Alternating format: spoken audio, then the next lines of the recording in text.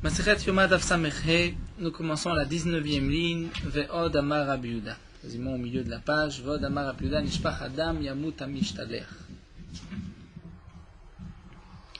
Là, la Gemara reprend ce que nous avons vu dans la Mishnah. À la fin de la Mishnah, cette memra de Rabbi Yehuda. Rabbi Yehuda a enseigné que si le sang du bouc, donc rappelons, nous avons deux boucs, il y a un tirage au sort pour définir quel est le bouc qui va être désigné l'Hachem en tant que korban. On va l'égorger et on va asperger le sang dans le Kodesh HaKodashim sur la parochet, sur le misber. Et il y a un deuxième bouc qui va être jeté de la falaise, comme nous le verrons, Bezrat Hashem, c'est la prochaine Mishnah, le digne du Seir HaMishtaler. Si un des deux boucs est mort, que va-t-on faire? Étant donné qu'on est obligé de reprendre un autre bouc, on doit recommencer aussi le tirage au sort, comme nous l'avons vu. Donc, qu'est-ce qu'on va faire de ce qui reste? Jusqu'à présent, dans le DAF précédent, nous avons discuté lorsque la bête est encore vivante. Les deux bêtes étaient vivantes, une est morte, qu'est-ce qu'on va faire de la bête qui est vivante? Et là, la marloquette entre Rav et Rabbi Yochanan, est-ce que Baalei Chaim Nitrin, est-ce qu'une bête vivante, une fois qu'elle a été repoussée, puisque je suis obligé d'apporter deux autres bêtes pour faire à nouveau le tirage au sort, qu'est-ce que je vais faire de la première? Est-ce qu'elle est repoussée à jamais ou pas? Rabbi Yehuda nous a enseigné dans la Mishnah, si le sang s'est renversé, Nishpach Adam, donc je suis obligé de prendre encore deux boucs, de recommencer le tirage au sort pour avoir donc ce bouc, ce sang, pour pouvoir l'asperger là où il se doit. Quel va être le digne du Seir HaMishtaler qui doit être jeté de la falaise? Eh bien, Yamut HaMishtaler. Le Mishtaler va être mis à mort. Inversement, lorsque c'est le Seir HaMishtaler qui est mort, c'est marqué Yishafer Adam, le sang va être renversé. Donc on comprend, comme nous l'avons vu, lorsque le Seir HaMishtaler est mort, pourquoi on va renverser le sang? Puisque le sang maintenant est nitré, il est repoussé. Je ne peux pas l'utiliser, il me manque, j'ai besoin d'un autre bouc. Donc je vais apporter deux boucs pour faire à nouveau le tirage au sort. Le sang a été repoussé pendant un moment, je ne peux pas l'utiliser, et donc je devrais le verser. Yishafer Adam, je le laisse et je recommence. Inversement, lorsque c'est le sang qui s'est renversé, pourquoi le Seir HaMishtaler va être tué? Nous avons vu plus haut, c'est que Rabbi Yehuda pense que Baalei Chaim Nitrim, une bête vivante, lorsqu'elle est repoussée à jamais. Donc puisqu'il y a un moment où je ne peux pas utiliser ce bouc Mishtaler puisque le sang s'est renversé, donc je suis obligé de ramener deux boucs. Quel va être le din? Nous avons vu que le Seir HaMishtaler va être tué d'après Rabbi Yehuda puisque même Baalei Chaim Nitrim. Maintenant la Gemara va expliquer ce que nous venons de voir d'après Rabbi Yehuda. C'est vrai que Rabbi Yehuda pense que Baalei Chaim Nitrim. C'est vrai que de toutes les manières, le sang est nitré. Une fois que la bête a été égorgée, c'est sûr qu'elle est repoussée. Mais malgré tout, la Gemara va poser une autre question. Pourquoi ai-je besoin, dans un cas précis, lorsque le bouc Mishtaler, qui va être envoyé de la falaise, est mort, pourquoi ai-je besoin d'en reprendre un autre? Après tout, la mitzvah du Seir HaMishtaler, c'est vrai que c'est une mitzvah de le jeter de la falaise, mais si je ne l'ai pas fait, ce n'est pas Me'akev. L'essentiel, c'est la Hagrala, c'est de faire le tirage au sort, de désigner quel est le bouc qui sera l'Hachem et l'autre l'Azazel. Donc nous allons voir dans la Gemara.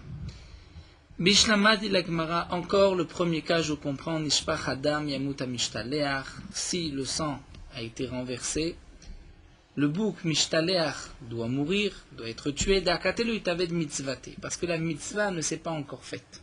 C'est-à-dire la mitzvah du sang n'est pas encore terminée, puisque le sang s'est renversé, je dois asperger ce sang dans le Beth Amikdash. Et comme Rashi nous le rappelle, tout ce qui est fait avec des habits en blanc, tout ce qui est fait avec des habits blancs à l'intérieur du Echal, Chouka est obligatoire. Donc je suis obligé d'amener un autre sang, je suis obligé de ramener un autre bouc, puisque j'amène un bouc, je suis obligé d'en amener un deuxième pour refaire le tirage au sort. Et donc, le bouc Mishtaler qui est restant doit être tué, puisque d'après Rabbi Yehuda, Baalei Chaim Nitrim. Mais seulement, et la Met HaMishtaler, inversement, lorsque le bouc qui était désigné la Azazel est mort, Amay Shafer Adam, j'ai le sang qui est là. Pourquoi dois-je verser ce sang-là? C'est vrai que nous avons dit que le sang a été nitré. Mais pourquoi il est nitré? Pourquoi j'ai besoin maintenant de ramener un bouc? La mitzvah obligatoire qui est me'akevet, c'est-à-dire ce que je suis obligé de faire avec le bouc mishtaleach, a été fait. Et la Rashi nous rappelle aussi, une fois que la grala a été faite, c'est fini, puisque d'après Rabbi Yehuda, même si on n'a pas fait le vidouille c'est kasher, nous l'avons vu, donc à plus forte raison, si on n'a pas renvoyé la bête, on n'a pas jeté de la falaise, par le simple tirage au sort, c'est ce qui est obligatoire. C'était une mitzvah qui n'a pas été accomplie de le renvoyer. Mais ce n'est pas me'akev, donc on n'est pas obligé de ramener un autre bouc. Donc si on ne ramène pas de bouc, on n'a pas besoin d'un tirage au sort, on n'a pas besoin de tirage au sort, donc j'ai pas besoin de renverser le sang qui est du bouc de plim, de l'intérieur. Donc la Gemara demande à Maïcha faire Adam, pourquoi on renverse le sang? Et t'avais des mitzvahs, la mitzvah est terminée. Une fois qu'on a fait le tirage au sort, ce qui était obligatoire a été fait, donc pourquoi rapporter encore un bouc?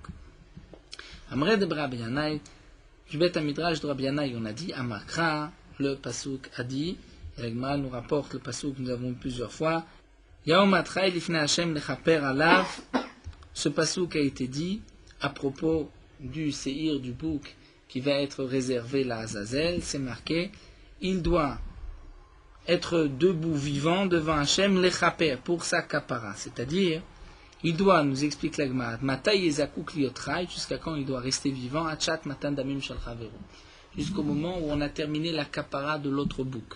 Donc c'était 2 boucs, j'ai fait un tirage au sort. C'est vrai que maintenant ce bouc Azazel, même si je ne le jette pas de la falaise, c'est kasher, j'ai accompli ce qui est obligatoire. C'était une mitzvah de le renvoyer, on n'a pas pu, c'est pas grave, Bediavat c'est kasher. Malgré tout, nous explique la Gemara, il y a de ce pasuk un limoud, on apprend que le bouc, la Azazel, doit rester vivant jusqu'à la fin du moment où on a aspergé le sang. Donc, puisque dans ce cas-là, le bouc, la Azazel, est mort, donc il n'était pas là jusqu'à la fin, toutes les autres qu'on ait terminé d'asperger le sang, donc on est obligé, pour accomplir ce pasouk, de ramener un autre bouc, la Azazel. Donc si j'amène un autre bouc, la Azazel, je suis obligé d'en amener un autre pour faire le tirage au sort, et donc c'est pour cela que le premier sang va être renversé, comme nous l'avons vu. Maintenant la Gemara continue, et nous rapporte une Mishnah dans Shkalim, que nous avons étudiée, dans Maseret Shkalim, Tnan Natan, nous avons enseigné là-bas. Bnei Aïr Shechalchou et Shiklem, vous rappelez cette Mishnah, les Bnei Israël ont l'obligation de donner un machatzit shekel au Bet Hamikdash. Les habitants d'une ville qui ont envoyé leur machatzit shekel, on a ramassé l'argent de toute la ville, ils l'ont envoyé au Bet Hamikdash. Et en chemin, nignevu, cet argent a été volé, au Shavdou a été perdu. Et comme Rachid nous le rappelle, ce que nous avons vu dans Masret Shkalim, et que me rapporte, c'est une aussi dans Masret Ketubot, que Tormim à la Avoud chez l'Onoda, c'est-à-dire qu'il y a une halakha, lorsque Bet Hamikdash, les Kohanim devaient donc maintenant prélever, comme nous l'avons vu dans ces 3 coupotes, on avait l'argent avec lequel on allait acheter des korbanot, 3 fois dans l'année, les Kohanim, donc le Beddin rentrait, allait se servir, prendre des pièces de tout cet argent qui a été ramassé, et avec cet argent, on achetait, avec ces pièces, on achetait des korbanot, tamid, les korbanot moussaf, les korbanot tzibour. Maintenant, lorsqu'on prélevait, parfois il y avait de l'argent qui n'était pas encore arrivé, de ceux qui habitaient loin. Malgré tout, lorsque le Beddin prenait de cet argent, il prenait, c'était une partie pour tous les Bnei Israël. C'est pas seulement celui qui a eu droit, c'était sa pièce, donc lui a une part dans le korban.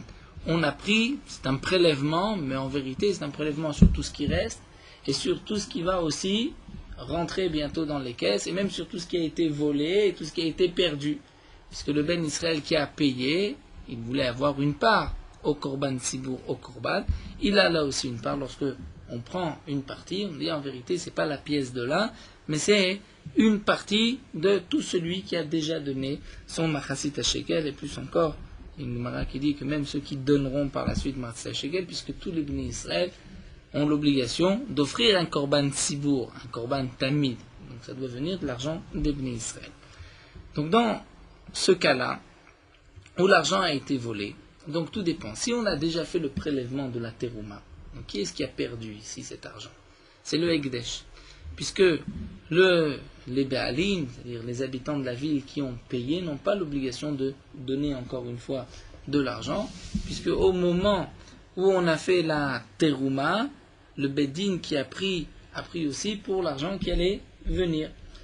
Donc c'est vrai que après l'argent a été perdu ou volé, c'est comme si on avait perdu l'argent du Ekdesh, on avait volé l'argent du Ekdesh. Et donc le shliach n'a pas une dette vis-à-vis, il n'est pas responsable vis-à-vis de la communauté, il est responsable vis-à-vis du Beth Amikdash. Donc nous explique la Mishnah, si on a déjà prélevé la terouma, si on a déjà prélevé le premier prélèvement de cet argent, le shliach doit jurer au gizbarim, c'est-à-dire au responsable du Ekdesh, comme quoi c'est pas de notre faute, on nous a volé l'argent ou on l'a perdu, mais c'était involontaire. Veimla sinon, si la trouma n'a pas été encore faite, donc les habitants de la ville ont l'obligation de donner encore une fois un martzit à shekel. Les messagers vont jurer aux habitants de la ville, comme quoi ils n'ont pas fauté, ils n'ont pas négligé la surveillance. Et à ce moment-là, les habitants de la ville vont devoir donner un autre demi-shekel à la place. Maintenant, quel est le din? On a retrouvé cet argent, où les voleurs ont été pris de remords et ont rendu cet argent. Le din est le suivant, Elu vaelu shkalim em. Elu vaelu, c'est-à-dire aussi bien les premiers shkalim qui ont disparu et qu'on a retrouvés, et les deuxièmes que les Bnei Haïr ont donné, comme nous avons vu Shoklim, Achim Tartem, ils vont donner d'autres shkalim. Donc tout cet argent, en vérité les habitants de la ville ont donné 2 fois des shkalim, est considéré comme shkalim. Mais ils ne pourront pas utiliser cet argent pour l'année prochaine. Ils ne pourront pas dire, bon, en fin de compte, on a donné 2 fois martzet à shekel, une fois c'est pour cette année, et la deuxième fois, c'était en plus, on ne reprend pas l'argent, mais ça nous sera compté pour l'année prochaine. Rabbi Yehuda Omer, olim lahem leshana haba. Donc Tanakama pense que ceci ne sera pas compté pour l'année suivante. D'après Rabbi Yehuda, c'est compté pour l'année suivante. Maïtama de Rabbi Yehuda. Quelle est la raison de Rabbi Yehuda? Amar Ravak Sava Rabbi Yehuda chovot sheshana zo krevot leshana haba. Rabbi Yehuda pense que les obligations de cette année pourront être offertes l'année suivante. Donc là, nous avons une marloquette entre Tanakama et Rabbi Yehuda. D'après Tanakama, puisqu'ils avaient l'obligation maintenant de donner les shkalim, ils ne pourront pas utiliser ces shkalim pour l'année suivante. Après Rabbi Yehuda, ils pourront l'utiliser. Et là, la Gemara va objecter de notre Mishnah, Etive, c'est-à-dire du sujet de notre Mishnah. Etive Abaye objecte. Par Vesaïr chez Yom Kippourim, le taureau et le bouc de Yom Kippourim, chez Avdou qui ont été perdus, Veifrish, Achirim Tartem. Et on a donc prélevé un autre taureau, un autre bouc, puisque tu es obligé de faire la avoda le jour de Yom Kippourim. Le Ren c'est Avodazara de même. Lorsque le peuple d'Israël a fait Avodazara, le Bedin avait permis une telle ou telle Avodazara, les Bnei Israël se sont trompés, ont transgressé. Ensuite, le Bedin a reconnu son erreur. Les Bnei Israël ont l'obligation d'apporter des boucs pour la Avodazara, des boucs pour se faire pardonner de cette Avera. Donc ces boucs, chez Avdou, ont été perdus. Et donc, on a prélevé d'autres korbanot à la place. Et ensuite, on a retrouvé les premiers. Donc c'est toujours un korban khatat. Par Saïr chez Yom Kippourim ou Seira Avodazara, ce sont des korbanot khatat. Si c'est des korbanot khatat, kulam yamutu divra Rabbi Yehuda, d'après Rabbi Yehuda, on va tuer toutes les bêtes. Que signifie qu'on va les tuer d'après Rabbi Yehuda? Comme nous l'avons vu plus haut, puisque d'après Rabbi Yehuda, nous gardons le principe khatat sibur meta. Bien que, normalement, ce cas-là fait partie des khatat. Un khatat, chez Nitkaprou Balea Beacher, et qui a été perdu, qu'on a retrouvé, les propriétaires vont utiliser un autre korban, donc les premiers qu'on a retrouvés vont être mis à mort. Rabbi Yehuda pense que pas seulement si c'est un korban d'un particulier, mais même d'un tzibour, ils seront mis à mort, comme on l'avait vu plus haut. Est-ce qu'un khatat tzibour sera tué ou pas? Tanakama pense que non, et Rabbi Yehuda pense que oui. Donc ici on retrouve Rabbi Yehuda qui dit Kulam Yamutu, puisque même si c'est un korban tzibour, mais étant donné qu'on va avoir une kapara avec les seconds, donc on a retrouvé les premiers, on les tuera. Donc Kulam se rapporte sur tous les behemoths qu'on a retrouvés. Et Rabbi Lezer, Rabbi Shimon, Omrim, Yiru Achista Avu. Rabbi Lezer, Rabbi Shimon pense que Yiru, on laissera la bête au pâturage le temps qu'elle ait un défaut, même les nedava, on les vendra, et l'argent sera utilisé pour une nedava. Pourquoi? Chez un khatat tzibour meta. Comme nous l'avons expliqué, un khatat tzibour, puisque c'est un korban khatat de la communauté, n'est pas mis à mort. C'est une marloquette qu'on retrouve. Pardon? L'indava comme cadeau, lorsque le misbéach n'a plus de korbanot, grâce à cet argent, on achètera un korban qu'on offrira en tant que korban ola. Donc ici, la Gemara nous a rapporté d'abord une Mishnah et nous avons maintenant une contradiction, la contradiction de Abaye, et la Gemara va essayer de donner des réponses. Et c'est ainsi que nous allons poursuivre tout jusqu'à la Mishnah suivante sur cette soubia. C'est, si on peut dire, peut-être la dernière soubia difficile que nous avons. Ensuite, nous retrouverons des sujets plus faciles. Donc, reprenons la question. Nous avons vu de la Mishnah de Shkalim une marloquette entre Tanakama et Rabbi Yehuda, et nous avons vu que d'après Rabbi Yehuda, les obligations de cette année pourront être utilisées l'année suivante. Puisque les habitants de la ville ont payé un shekel en plus, l'argent avait été volé, donc ils ont donné un shekel, on retrouve le premier shekel, et bien d'après Rabbi Yehuda, cet argent leur est compté aux habitants de la ville comme les shekalim de l'année suivante. Donc on peut dès maintenant prélever, cet argent sera utilisé pour l'année prochaine. Et là, Abaye a objecté, c'est qu'on voit que d'après Rabbi Yehuda, ce korban ici qu'on a perdu et qu'on a retrouvé va être tué. Donc pourquoi va-t-il être tué? Pourquoi on ne pourrait pas utiliser ce korban pour l'année suivante? Pourquoi le Kohen Gadol ne pourrait pas utiliser les korbanot pour le Yom Kippour qui suit? C'est vrai qu'on les avait perdus, on les a retrouvés, puis on les utilisera l'année suivante, d'après Rabbi Yehuda. Alors là, les Rishonim, le Ritva, soulèvent une question. Mais ce korban a le statut d'un khatat, chez Nitka Proubalea Be'acher, qu'on a perdu, qu'on a retrouvé, et le dîner qu'on doit les tuer. Donc de toute manière, on est obligé de tuer. Si c'était un autre korban que korban khatat, on n'aurait pas eu besoin de le tuer, effectivement. Mais ici, c'est un korban khatat. Là, le Ritva répond que, en vérité, quand est-ce que vient cette halakha qu'on est obligé de le tuer? C'est lorsqu'on ne peut rien faire avec le korban. Puisque les propriétaires ont perdu ce korban, ont utilisé, ont prélevé et ont déjà sacrifié un autre korban à la place. Donc lorsqu'on retrouve le premier korban, le premier sacrifice, on n'a rien à faire avec ce korban. On ne peut pas dire et attendre peut-être que les propriétaires vont fauter encore une fois et qu'ils pourront utiliser cette bête pour leur faute. C'est évident qu'on ne le dit pas. Donc cette bête ne sert à rien. Qu'est-ce qu'on va faire? Ou bien on va la tuer, ou bien on attendra qu'elle ait un défaut. Ça, c'est la marloquette entre Rabbi Yehuda et Rabbanan à propos de ce Khatat Tzibour. Donc la question de la Gemara, c'est que là, nous avons une solution. On peut garder ces korbanot pour l'année suivante, le par le saïr de Yom Kippourim, et donc pourquoi les tuer? On pourrait les utiliser d'après Rabbi Yehuda. Les chovot de cette année pourront être utilisés pour l'année suivante. Donc la question de la Gemara, c'est sur le par le saïr de Yom Kippourim. Comment se fait-il que d'après Rabbi Yehuda, lorsqu'on les a retrouvés, après les avoir perdus, on les tuera? Pourquoi les tuer? On pourrait les garder pour l'année suivante, puisque nous avons vu dans Shkalim que d'après Rabbi Yehuda, on les garde pour l'année suivante. Et donc là, la Gemara va nous donner des tas de réponses que la Gemara va refuter au fur et à mesure. Et c'est ainsi que nous terminons la Souga. Donc Amarlé lui a répondu, voici la réponse à ta question. Nous tournons la page. Korbanot Tzibour Ka'amarta. Tu nous parles de Korbanot Tzibour, c'est-à-dire des korbanot tzibour, comme le séhir de Yom Kippourim, c'est un korban tzibour qui doit venir de l'argent de la lishka.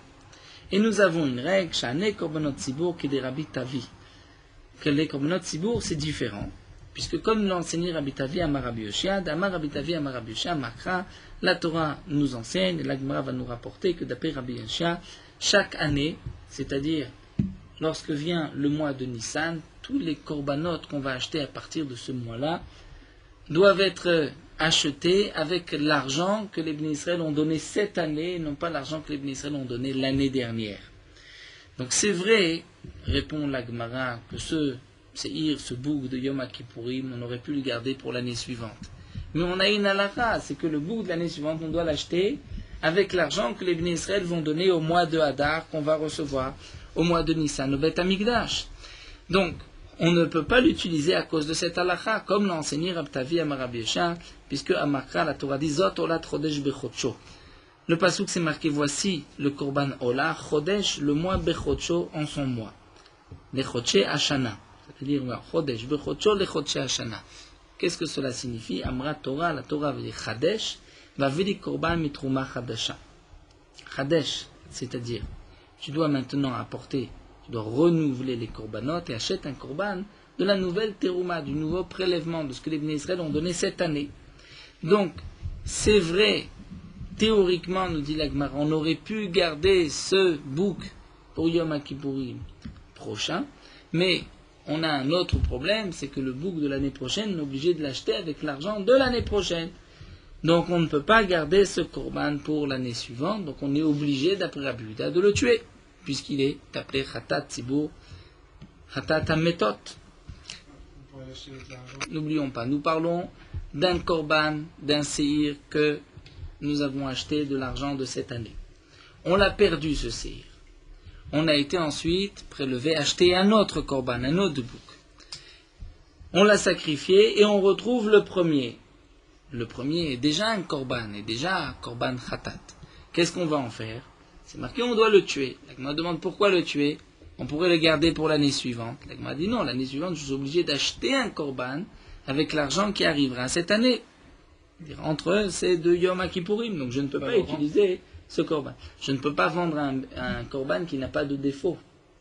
Tout korban qui n'a pas de moum ne peut pas être vendu. Sa kedusha ne disparaît pas. Donc je ne peux pas le vendre et le racheter. Donc j'ai pas le choix, je suis obligé de le tuer.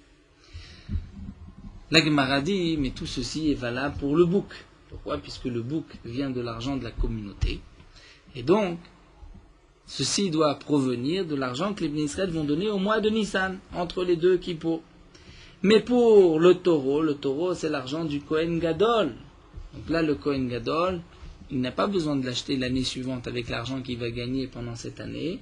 Cette année, il a acheté 2 taureaux, eh bien, il pourra utiliser un pour l'année prochaine.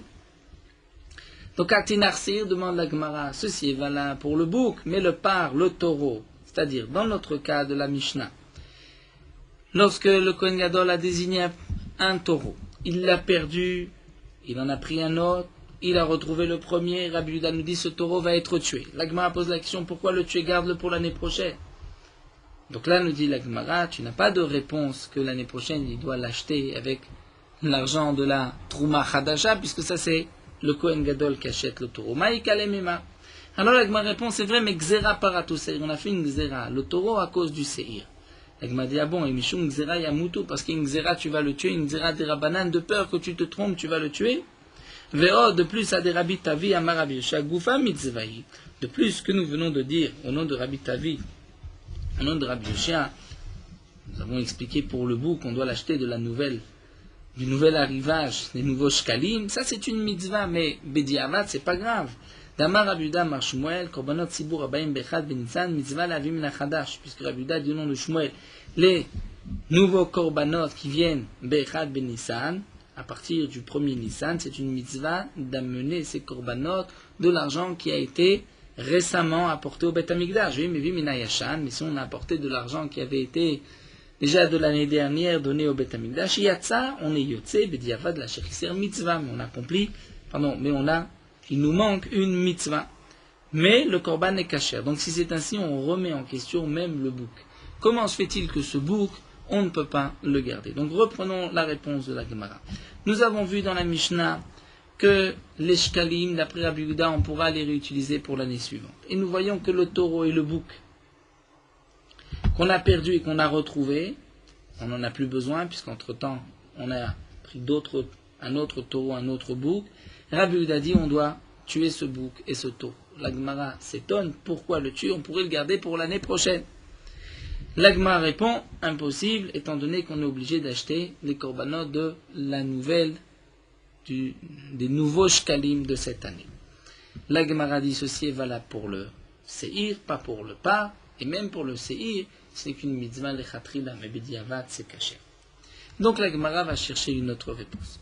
Juste, on pourrait rajouter ce que les Mefarshim nous expliquent, Tosot Deshanim plus loin, et Tosot Deshanim n'est pas à sa place, donc il est un peu plus loin, il faut aller le chercher plus loin. De même, le Ritva, il faut juste une petite question dans la réponse de la Gemara.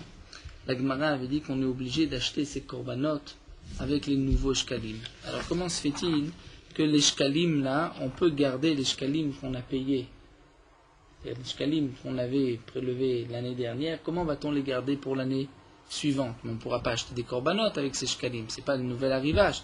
Le Ritva répond que d'après Rabbi Yehuda, on mettra cet argent de côté, on ne mélangera pas avec les shkalim de cette année, on le laissera pour les shkalim de l'année prochaine. Donc c'est juste que les habitants ne gardent pas dans leur poche, c'est au Beth Amikdash, mais ceci fait partie de du nouvel arrivage. Donc maintenant revenons à la question, comment se fait-il que le taureau et le bouc vont être tués, pourquoi on ne peut pas les garder pour l'année suivante? Et là, Rabbi Zera donne une autre réponse. Les filles Shena Goral Kovea Mishana Lechaverta. Simplement parce que le Goral, le tirage au sort, ne peut pas marcher d'une année à l'autre. Donc on ne peut pas aujourd'hui faire le Goral pour l'année suivante. Ça ne marche pas. Garder ce bouc, puisque la réponse est pour le bouc pour l'instant. Garder ce bouc pour l'année suivante, cela signifie que c'est le bouc qui est désigné, l'Hachem qui va y garder, ça c'est impossible, le Goral est valable pour cette année mais pas pour l'année suivante. Non, la Gemara demande, c'est pas grave, on pourrait l'année prochaine apporter le bouc et faire un tirage au sort. La Gemara répond, Goral c'est une Gzera, les Khamim ont eu peur que les gens vont dire, tiens mais ce bouc, c'est le bouc de l'année dernière, donc le Goral de l'année dernière a servi à cette année. Donc Gzera, on ne peut pas. On dit la Gemara, Tinarsir, ceci est valable pour le bouc, puisque le bouc, il y a une obligation de tirage au sort, mais par Maïkalemima, pour le taureau, il n'y a pas de tirage au sort. La Gemara répond, Gzera para tout saïr. On a fait une Gzera du taureau à cause du séhir. Si tu gardes le taureau, tu risques de garder ensuite le séhir. Le séhir, tu ne peux pas, parce qu'on risque de se tromper, donc tu dois tout tuer. La Gemara demande, Mishum Gzera Yamoto, à cause d'une Gzera, on va abattre le taureau et le bouc. Alors la Gemara donne une autre réponse. Amroa Rabanan Kamed et Abaye. Vous savez que Tosot Shanim soulève aussi, la Gemara pose toujours les mêmes questions, comme si Mishum Gzera Yamutu, Rabbi Zera, qui a donné cette dernière expression, venait répondre à cette question, et on lui pose à lui-même la même question. Shanim explique que chacun pensait, Rabbi Zera pensait que cette Gzera était plus forte que la première. Donc il n'y avait pas lieu de poser la question, mais la Gemara dit non, on peut aussi poser la question ici. Alors la Gemara continue à moi, Rabbanan Kamed et Abaye. Rabbanan, on dit devant Abaye, pourquoi on ne peut pas garder le taureau et le bouc pour l'année suivante? Gzera mishum chatat shemetu ba'alea. C'est une gzera à cause d'un korban chatat dont les propriétaires sont morts. C'est-à-dire, peut-être que le Kohen Gadol risque de mourir cette année, et si le Kohen Gadol meurt, on ne peut pas réutiliser son korban pour l'année suivante.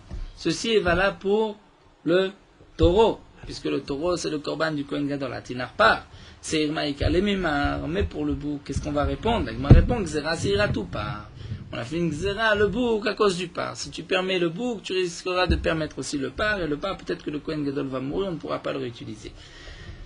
La Gemara demande au Mishum Gzera Yamutu, à cause d'une Gzera, tu vas les tuer les deux. Et là, la Gemara reprend, donne une autre réponse. Gzera Mishum Chatat Shebra Shenata. C'est une Gzera, peut-être que ce bouc, qui doit être dans sa première année, peut-être que jusqu'à l'année suivante, il va déjà avoir plus d'un an. Et donc, c'est sûr, effectivement, c'est la question de la Gemara. La Gemara va poser cette question. Mais la Gemara a une réponse.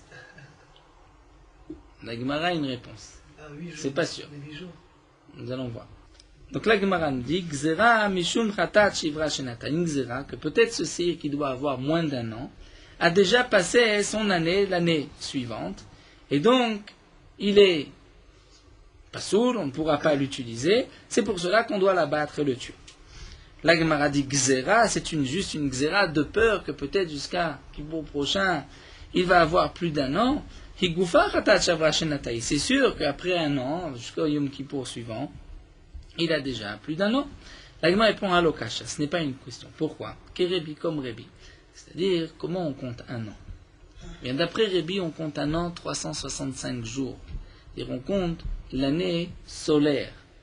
Et d'un Yom Kippour à l'autre, nous calculons l'année lunaire.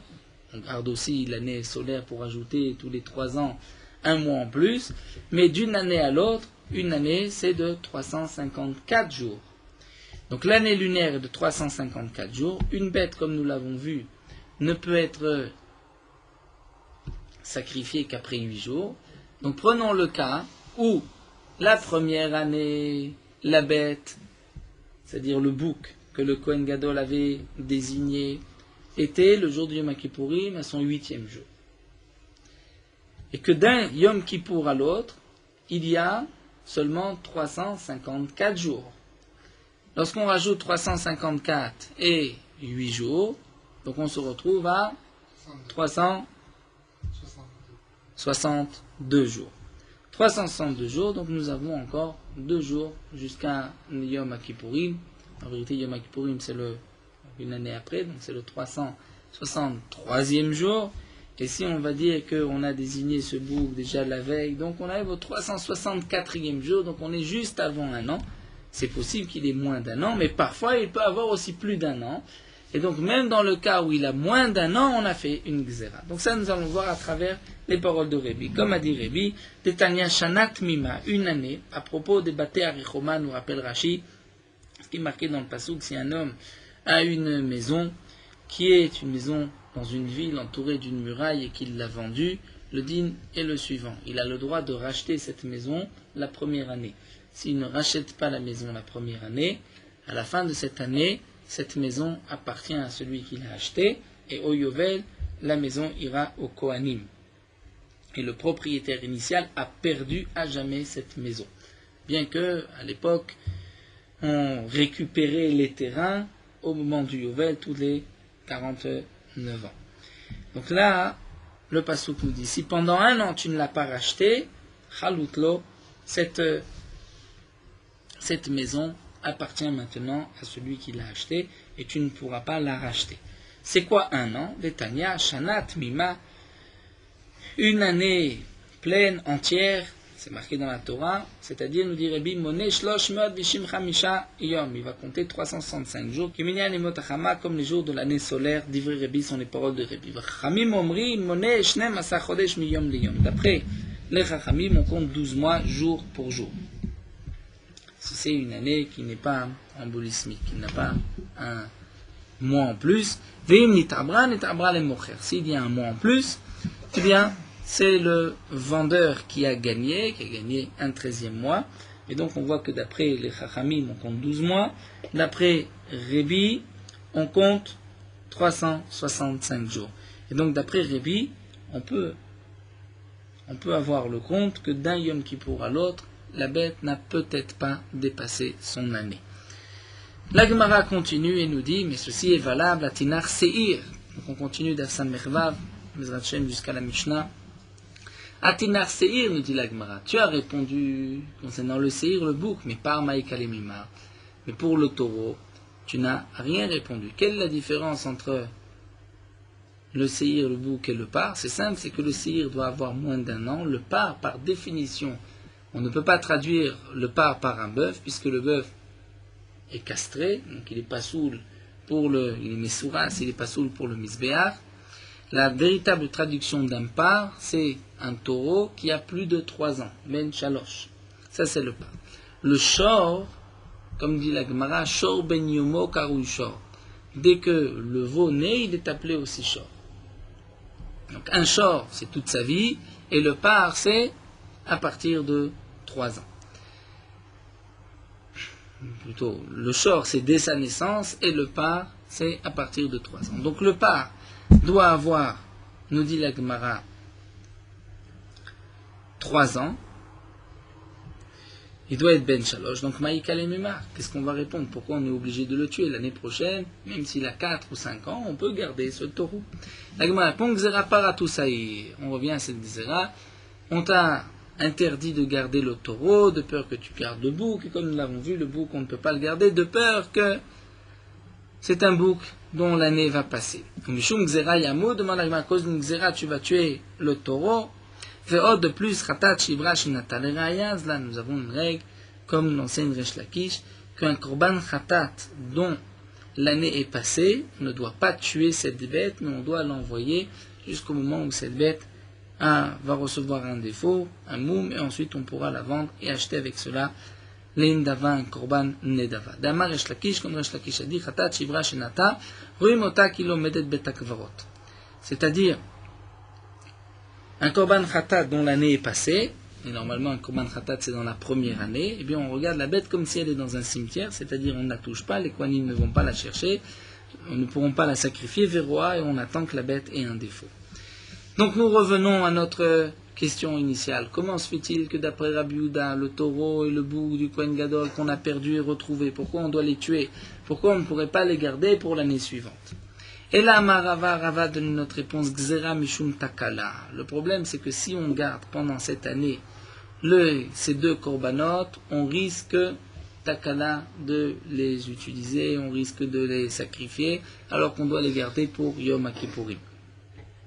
Ditnan, comme nous avons dans une Mishnah, nous voyons dans cette Mishnah qu'on craint la Takala, qu'on risque de se tromper. C'est marqué En Makdishin, on n'a pas le droit de nos jours de rendre un objet Ekdesh, faire un don au Bet Amikdash.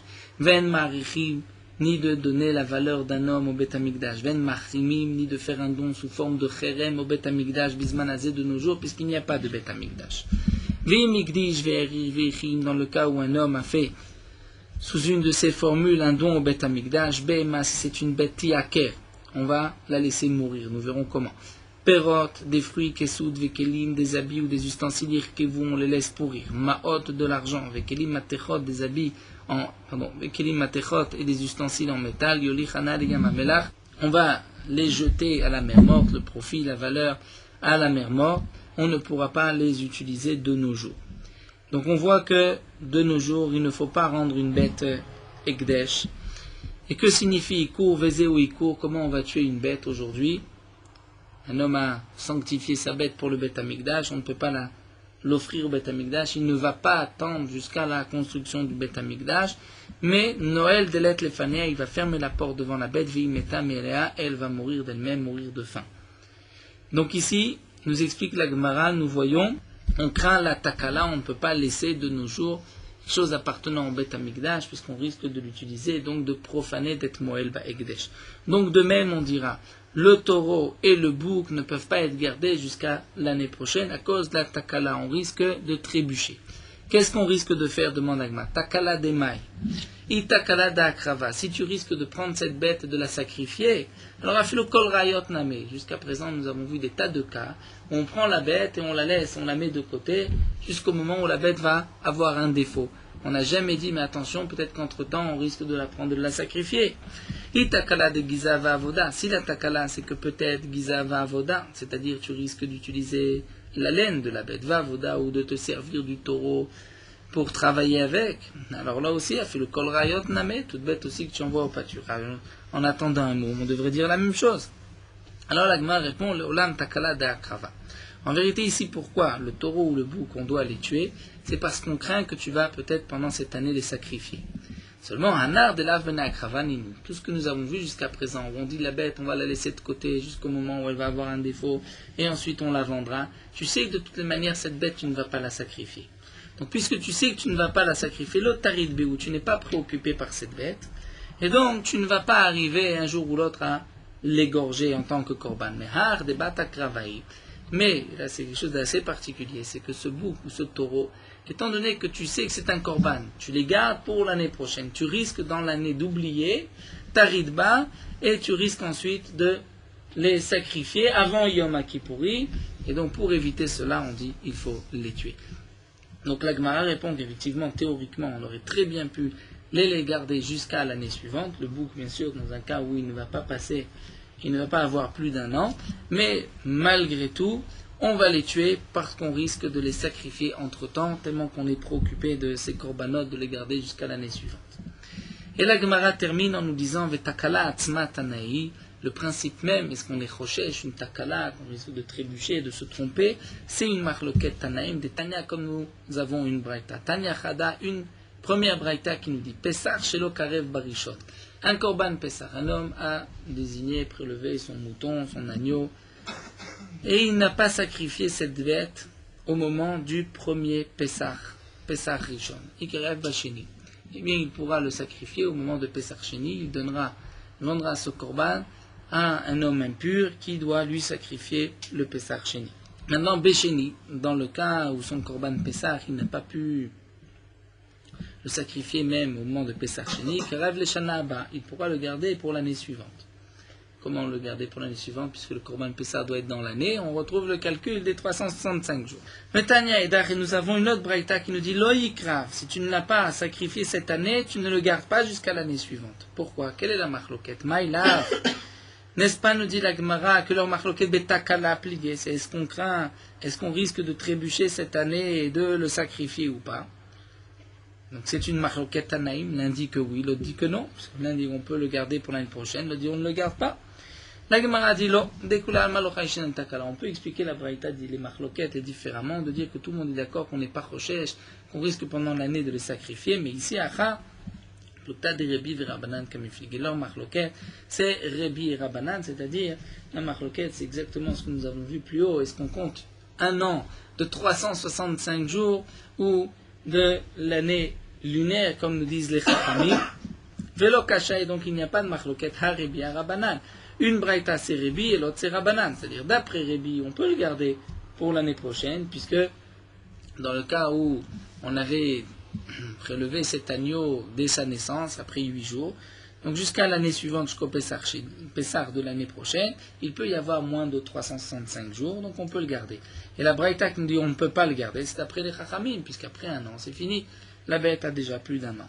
La Gemara nous dit, mais pourtant, Vatania, nous avons une braïta où c'est marqué Vechen Maot, de même l'argent. L'argent, nous avons la même marloquette, et la braïta nous dit que cet argent qui a été désigné, prélevé pour le premier Pessar, ne pourra pas être gardé, utilisé pour l'année prochaine. Si j'ai perdu cet argent, j'ai acheté un autre korban, je retrouve cet argent, je ne peux pas garder l'argent pour l'année prochaine. Et nous avons un mandamar, une autre braïta qui dit que tu peux garder l'argent. Et là, on ne peut pas expliquer un an, moins d'un an, puisque l'argent, il n'y a pas de dinim de un an, moins d'un an pour l'argent, c'est pour le korban. Et là, nous dit la Gemara, Shema Mina, on est obligé de revenir que Betakala plié Shema Mina, que la marloquette ici, c'est Betakala, est-ce qu'on risque de se tromper ou pas? C'est effectivement la marloquette, est-ce qu'on risque de trébucher, est-ce qu'on doit la tuer ou la garder pour l'année prochaine? Donc, en résumé, ce que nous avons vu, nous avons terminé cette sugia où la Gemara nous avait posé la contradiction. Comment se fait-il qu'un taureau ou un bouc qui avait été désigné pour cette année, qu'on avait perdu et qu'ensuite on a retrouvé, Rabbi Yehuda nous a dit qu'on doit tuer ces deux bêtes. Pourquoi les tuer? Pourquoi on ne pourrait pas les garder pour l'année prochaine? Et la conclusion de la Gemara, c'est qu'on ne peut pas les garder, étant donné qu'il risque d'y avoir une takala, on risque de les sacrifier pendant cette année. On est tellement préoccupé de garder ces korbanot jusqu'à l'année suivante, on risque en se trompant de les sacrifier. Donc les Chachamim ont préféré, d'après Rabbi Yehuda, dire qu'on doit tuer cette bête plutôt que de la garder jusqu'à l'année prochaine. Voilà, nous allons nous arrêter ici à la Mishnah.